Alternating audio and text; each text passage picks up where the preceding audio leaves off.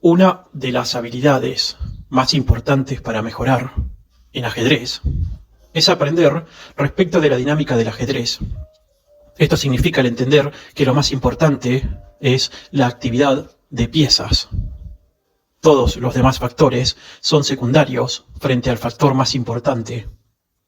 La dinámica es un arte. Primero que todo, se trata de un arte que consiste en entender que debemos lograr la mayor ventaja de actividad posible para nuestras piezas y al mismo tiempo tratar de restringir o limitar la movilidad de las piezas del rival. Esto implica conseguir que nuestras piezas sean activas, que dominen muchas casillas, que tengan muchos movimientos posibles, que controlen casillas en el campo del rival. A la misma vez significa el lograr imponer la ventaja mediante el ataque, poniéndole obstáculos a la actividad de las piezas enemigas, el frustrar sus planes, tomando la iniciativa y forzando nuestros planes, etc. Lo cierto es que la actividad de las piezas puede ser considerado el factor más importante en el ajedrez. La movilidad, el espacio, la iniciativa, las debilidades e incluso el material se explican por la dinámica. Ahora bien, si esta habilidad es complementada con una buena técnica de cálculo, por lo que si calculamos bien, sin colgarnos piezas, tomándose el trabajo uno de revisar todas las jugadas previamente, podremos ayudarnos a garantizar como mínimo el tener una buena dinámica durante todo el desarrollo de una partida, tanto en fase de apertura, medio juego, final, de modo de que manteniendo la iniciativa podamos destruir poco a poco la posición del enemigo. Gracias a ello, es decir, gracias al buscar garantizar la dinámica de piezas, como gracias a una buena y precisa técnica de cálculo, es que podemos explicar la superioridad total que tenía Bobby Fischer en relación a sus contemporáneos. Lo cierto es que Bobby Fischer es considerado quizás el mejor jugador posicional de la historia, y esto significa que en posiciones estratégicas Fischer sabía exactamente qué hacer, y en posiciones tácticas sabía exactamente qué calcular. Y entiendo que esto se debía a que comprendía respecto de la dinámica y su relación con el cálculo. Sin más preámbulos, pasemos a ver la siguiente partida entre el gran maestro estadounidense Bobby Fischer contra un maestro internacional de origen yugoslavo, Mario Bertok. La misma inició con E4 por parte de Fischer, C5, siguió Mario Bertok, defensa siciliana, caballo F3, caballo C6, y ahora ya en el tercer movimiento, D4, principio de máxima actividad y ataque que busca disputar el centro, tener la iniciativa y abrir la posición. C por D4 y caballo por D4, centralizando el caballo. Veamos que caballo por D4, ¿sí?, por parte de las negras, no sirve porque esto mejoraría la posición negra, ya que con dama por, la dama blanca estaría muy bien centralizada. E incluso con ventaja de desarrollo quedarían las blancas. La partida siguió con caballo F6, desarrollando, y caballo C3. Siguiendo un poco el concepto de Larsen, los caballos se han de desarrollar primero que los alfiles. Asimismo, manteniendo la tensión en el centro. G6, siguió Bertok, transponiendo algo muy parecido a una siciliana del dragón. Y en estos momentos Fischer nos dice justamente que si hubiera querido, podría justamente, aprovechando el orden de jugadas, sacar ventaja. Esto lo conseguiría con un movimiento que levanta la tensión, es decir, por ejemplo con caballo por. Si caballo por C6, resulta que si Bertok, primero si toma con peón dama, es decir, D por C6, se cambiarían damas, y tras rey por, es muy fuerte el alfil a F4, que buscaría descoordinar las piezas negras, ya que tras enroque largo blanco, las negras no solo van a tener problemas con la seguridad de su rey, sino que también quedarán retrasadas en el desarrollo. Ahora bien, si tras caballo por C6 las negras capturaban de caballo, es decir, de peón caballo, B por C6, Fischer mantendría la iniciativa ahora con un E5, ¿sí?, atacando el caballo de F6, el cual estaría obligado a retroceder. A ver, debería retroceder a G8, ¿sí? Vale decir que si se va a D5, por ejemplo, pierde un peón, ya que tras caballo por, C por, dama por, y las blancas no solo se quedarían con el peón de más, sino que se quedan con la iniciativa, ya que están atacando la torre. Caballo H5 también es muy mala. Sí, volvamos. Ya que quedan las negras con serios problemas para terminar su desarrollo. Ahora las blancas podrían seguir, por ejemplo, con alfil C4 o alfil E2, atacando el caballo, y las piezas negras quedarían muy mal descoordinadas. Entonces, la mejor opción del negro tras E5 sería caballo G8. Y tras caballo G8, las blancas podrían seguir con alfil C4, desarrollando y atacando desde ya el punto F7. Y si ahora, por ejemplo, D5, E por D5, y si E por D6, tras enroque blanco, las blancas tienen ventaja en el desarrollo, es decir, por lo menos 2, 3, 4 piezas que están muy activas contra pocas piezas negras activas. Para aclarar que si ahora, por ejemplo, las negras hacen D5, esto para las blancas no sería un problema, ya que tras caballo por y tras C por D5, con alfil por D5 se estaría atacando tanto la torre como amenazándose realizar un sacrificio en F7, y si rey por, la dama que está en D8 caería. Bueno, parece igualmente que a Fischer justo esta última variante no le gustó del todo, y por eso fue que mejor se decidió, volviendo, ¿sí? No hizo caballo por, ¿sí? Caballo por C6, sino que mejor movió alfil E3, desarrollando, jugando sólido, calculando. Alfil G7, siguió Bertok, enfianchetando su alfil. Alfil C4, principio de máxima actividad. Y ahora el negro hace algo dudoso, criticable. Caballo A5. Deja a su caballo fuera de juego. Pero bueno, amenaza quedarse con la pareja de alfiles, ¿verdad? Alfil E2, siguió Fischer, sin darle siquiera la mínima posibilidad al negro. Enroque corto, enroque blanco, y Bertok sigue con D5, intentando romper el centro. Y ahora es que Fischer encuentra una variante que le gusta y va por ella. E por D5, caballo por D5, caballo por D5 y dama por D5. Y acá le siguió una jugada de ataque. Resulta que cuando un jugador tiene ventaja de actividad, aún cambiando damas, se mantiene la iniciativa. Esto significa que aún haciendo una jugada contranatural, se mantiene la iniciativa y por ende se mantiene la ventaja. Veamos. Caballo B5 fue lo que hizo Fischer. Si el caballo avanza, a la misma vez se ataca a la dama que está en D5 y se amenaza capturar la torre que está en E8, ya que se amenaza caballo C7 y si la torre se mueve, por ejemplo, a B8, alfil por A7, ¿sí? Las negras perderían calidad.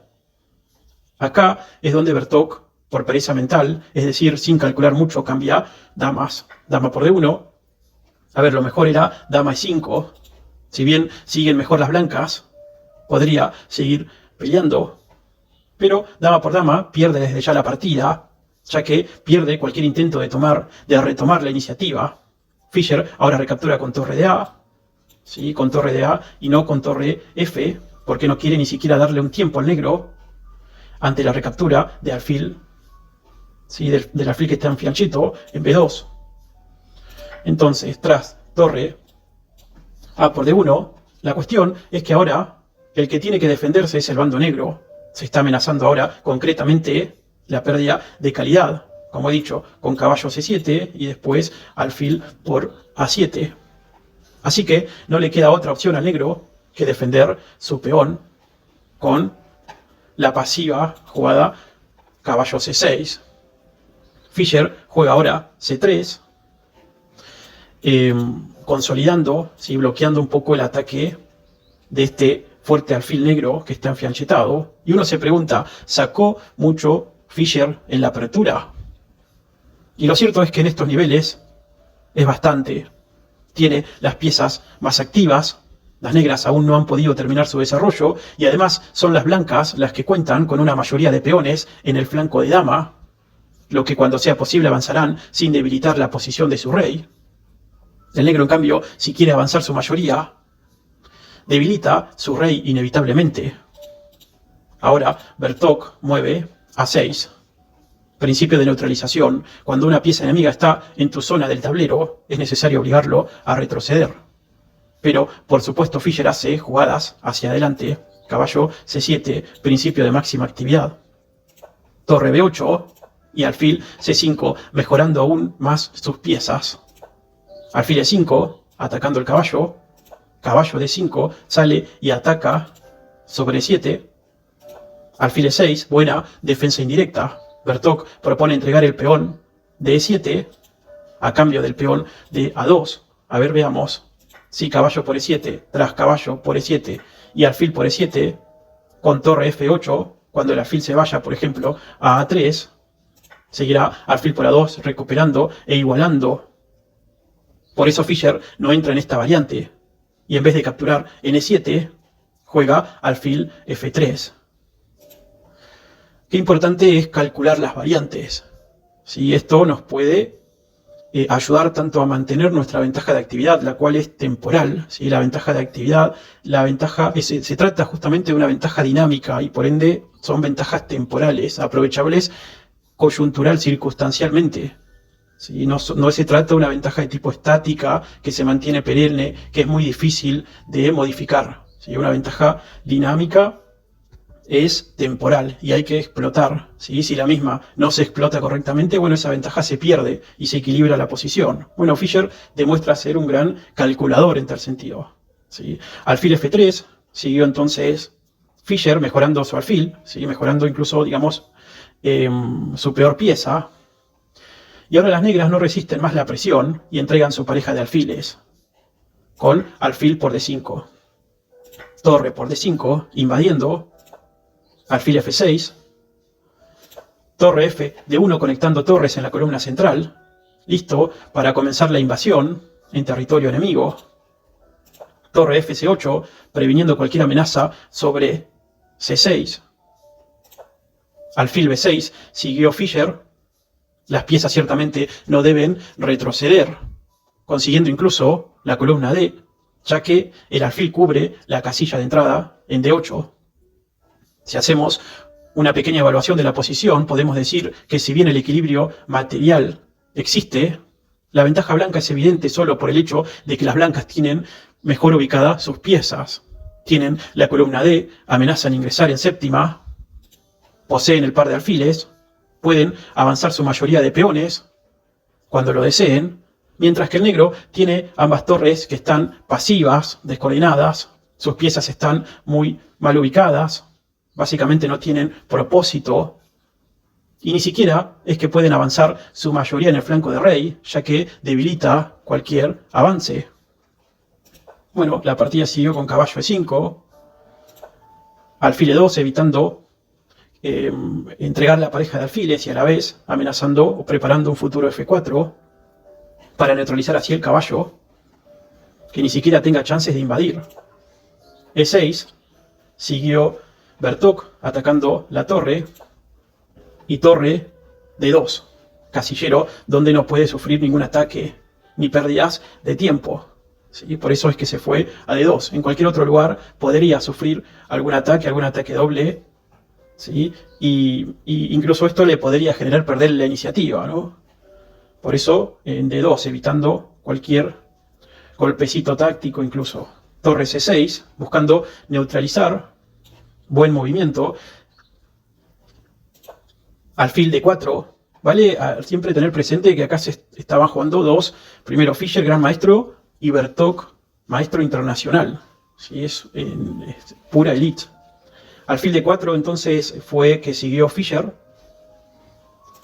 Rey G7, activando a su rey. Y la cuestión es, ¿cómo progresar? Bueno, un buen plan en los finales es tratar de explotar nuestra estructura que nos favorece. De hecho, en los finales, los planes van a estar muy bien ligados a nuestra estructura. Entonces, una buena idea puede ser la de avanzar la mayoría, y va por eso Fischer. B3, preparando C4. H5, siguió Bertok. H3, movimiento profiláctico. Torre C8, conectando sus torres. Y C4, mejorando.